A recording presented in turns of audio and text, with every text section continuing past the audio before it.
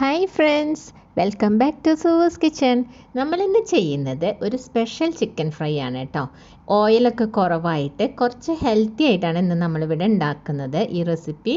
അപ്പോൾ ഈ സ്പെഷ്യൽ റെസിപ്പിയിലേക്ക് കടക്കുന്നതിന് മുന്നായിട്ട് നിങ്ങൾക്ക് എൻ്റെ വീഡിയോ ഇഷ്ടപ്പെടുകയാണെങ്കിൽ ഒന്ന് ലൈക്ക് ചെയ്യാനും അതുപോലെ തന്നെ സബ്സ്ക്രൈബ് ചെയ്യാനും മറക്കരുത് കേട്ടോ. അപ്പോൾ എങ്ങനെയാണ് ഈ റെസിപ്പി ചെയ്യുന്നതെന്ന് നോക്കാം. നമുക്കപ്പോൾ നമ്മളുടെ സ്പെഷ്യൽ ചിക്കൻ ഫ്രൈ ഉണ്ടാക്കാൻ തുടങ്ങാം. അതിനുവേണ്ടി ഞാനിവിടെ ഒരു 800 ഗ്രാം ചിക്കൻ ക്ലീൻ ചെയ്ത് വെച്ചിട്ടുണ്ട് കേട്ടോ. ഒരു മീഡിയം വലിപ്പത്തിലുള്ള പീസസ് ആണ് എടുത്തിട്ടുള്ളത്. ഈ ഒരു വലിപ്പത്തിലുള്ള പീസാണ് കേട്ടോ ആക്കി വെച്ചിട്ടുള്ളത്. തീരെ ചെറുതല്ല, ഇങ്ങനത്തെ പീസസ് ആക്കുന്നതായിരിക്കും കൂടുതൽ നല്ലത്. അപ്പോൾ ഇത് നമുക്കൊന്ന് മാരിനേറ്റ് ചെയ്ത് വെക്കണം. അതിനുവേണ്ടി ഇതിലേക്ക് ആദ്യം തന്നെ 3 ടീസ്പൂൺ മുളക് പൊടി, ചില്ലി പൗഡർ ഇട്ട്, നോർമൽ മുളക് പൊടിയാണ്, കാശ്മീരി ചില്ലി പൗഡർ ഒന്നുമല്ല. അപ്പോൾ 3 ടീസ്പൂൺ ഇട്ട് കൊടുത്തിട്ടുണ്ട്. പിന്നെ ഇതിലേക്ക് വേണ്ടത് ഒരു 3/4 ടീസ്പൂൺ മഞ്ഞൾപ്പൊടി. എല്ലാം ഞാനിപ്പോൾ ഇവിടെ ഒരു ടീസ്പൂൺ കണക്കിലാണ് പറയുന്നത്. അതോടൊപ്പം തന്നെ നമുക്ക് ഒരു ടേബിൾ സ്പൂൺ ചെറുനാരങ്ങയുടെ നീര്, അതായത് ഒരു നാരങ്ങ പിഴിഞ്ഞ നീരാണ് കേട്ടോ അത്. പിന്നെ ഇതിലേക്ക് ആവശ്യത്തിനുള്ള ഉപ്പും കൂടെ ഇട്ട് കൊടുക്കാം. ഉപ്പും കൂടെ ചേർത്തിട്ട് നമുക്ക് കൈ വെച്ച് തന്നെ നന്നായിട്ടൊന്ന് മിക്സ് ചെയ്തെടുക്കാം കേട്ടോ. എന്നാലേ ഈ ചിക്കനിലേക്ക് ഈ മസാലയൊക്കെ നന്നായിട്ട് പിടിക്കുള്ളൂ. ഞാനിപ്പോൾ ഇവിടെ നന്നായിട്ട് ഇത് മാരിനേറ്റ് ചെയ്തിട്ടുണ്ട് കേട്ടോ. അപ്പോൾ നിങ്ങൾക്ക് സമയമുണ്ടെങ്കിൽ ഒരു 1 അവർ ഇത് ഫ്രിഡ്ജിൽ വെക്കുക. സമയമില്ല എന്നുണ്ടെങ്കിൽ അറ്റ്ലീസ്റ്റ് ഒരു 30 മിനിറ്റ്സ് എങ്കിലും ഫ്രിഡ്ജിൽ ഒന്ന് നന്നായിട്ട് ഈ മസാല പിടിക്കാൻ വേണ്ടിയിട്ട് നമുക്കൊന്ന് മാറ്റി വെക്കാം. നമ്മൾ ചിക്കൻ അപ്പം മാരിനേറ്റ് ചെയ്യാൻ വെച്ച സമയം കൊണ്ട് നമുക്കിതിലേക്ക് കുറച്ച് മസാല ഒന്ന് ഡ്രൈ റോസ്റ്റ് ചെയ്തെടുക്കണം കേട്ടോ. അതിന് വേണ്ടി ഞാൻ ഇപ്പോൾ ഒരു പാൻ അടുപ്പിൽ വെച്ച് ചൂടാക്കാൻ വെച്ചിട്ടുണ്ട്. മീഡിയം ഫ്ലെയിമിലാണ് വെച്ചിട്ടുള്ളത്. ഈ ചൂടായ പാനിലേക്ക് നമുക്ക് ഇത് 2 ടേബിൾ സ്പൂൺ മല്ലി ഉണ്ട് കേട്ടോ, മുഴുവൻ മല്ലി ഇട്ട് കൊടുക്കാം. അതോടൊപ്പം തന്നെ 1 ടീസ്പൂൺ പെരിഞ്ജീരകം, അതായത് വലിയ ജീരകവും 1 ടീസ്പൂൺ നല്ല ജീരകവും, ചെറിയ ജീരകം ഉണ്ടല്ലോ നമ്മൾ അവിയലിനൊക്കെ അരയ്ക്കുന്ന ആ 2 ജീരകവും 1 ടീസ്പൂൺ വീതമാണ് എടുത്തിട്ടുള്ളത് കേട്ടോ.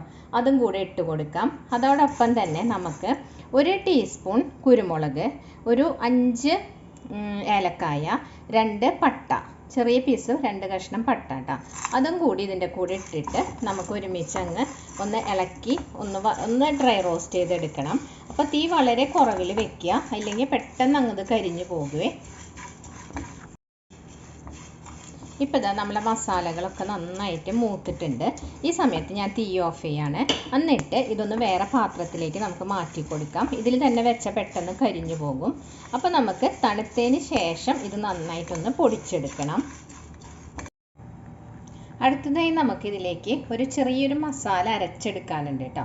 അതിന് വേണ്ടി ഞാനിവിടെ ഒരു 1.5 സവോള എടുത്തിട്ടുണ്ട്. ഈ സവോള ഒരു മീഡിയം വലിപ്പമുള്ളതാണ് കേട്ടോ, ഒരുപാട് വലുതല്ല. ഒരുപാട് വലുതാണെങ്കിൽ നിങ്ങൾ ഒരെണ്ണം എടുത്താൽ മതിയാവും. ഇതിപ്പോൾ ഞാനൊരു മീഡിയം ടൈപ്പ് ആയ കാരണമാണ് 1.5 സവോള എടുത്തിട്ടുള്ളത് കേട്ടോ. ഇതിലേക്ക് ഒരു 4 പച്ചമുളകിന് ഒരുപാട് എരിവുണ്ടെങ്കിൽ ഒരു 3 എണ്ണം ഇട്ടാൽ മതിയാവും കേട്ടോ.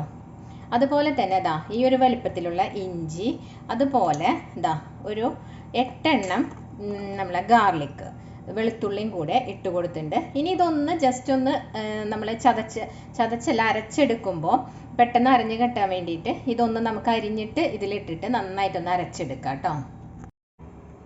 ഇപ്പം നമ്മൾ ചിക്കൻ മാരിനേറ്റ് ചെയ്യാൻ വെച്ചിട്ട് ഒരു 1 അവർ കഴിഞ്ഞിട്ടുണ്ട് കേട്ടോ. ഈ സമയത്ത് ഞാൻ ഇപ്പോൾ ഒരു സോസ് പാൻ അടുപ്പിൽ വെച്ചിട്ടുണ്ട്. അപ്പോൾ അതിലേക്ക് ഒരു 3 ടേബിൾ സ്പൂൺ വെളിച്ചെണ്ണ ഒഴിച്ചു കൊടുക്കാം.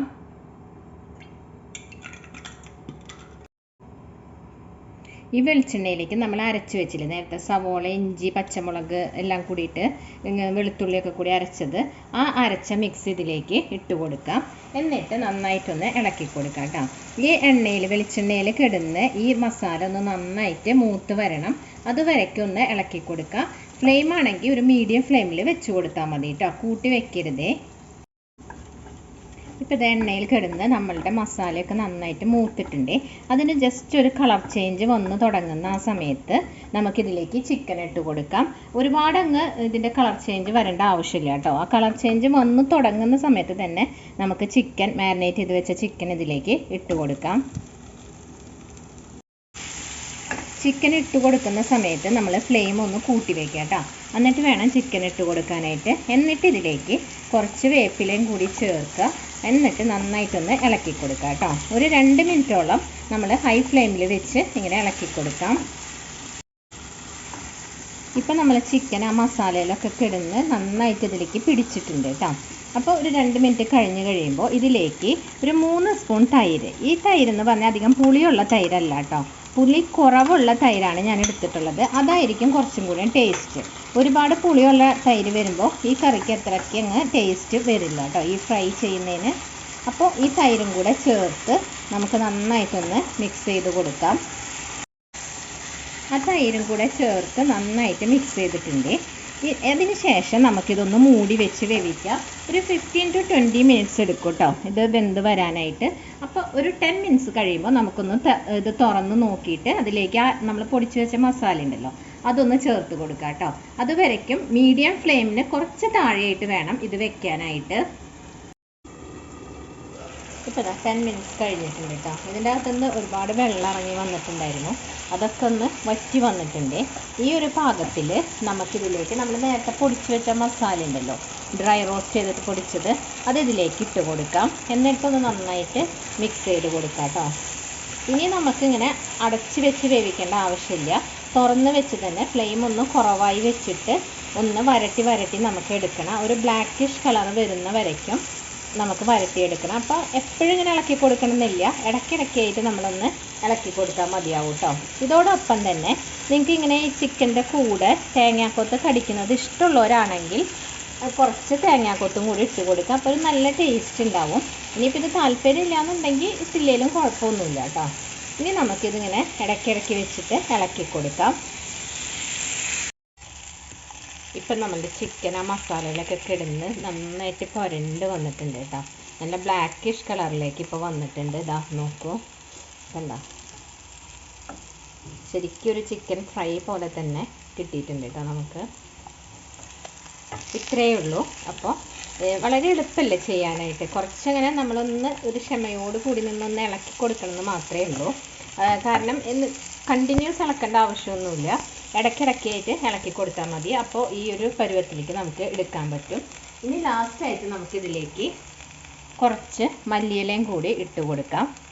ഒരല്പം മതി കേട്ടോ, മല്ലിയിലയും കൂടി ചേർത്തിട്ട് ഒന്ന് നമുക്ക് മിക്സ് ചെയ്ത് കൊടുക്കാം.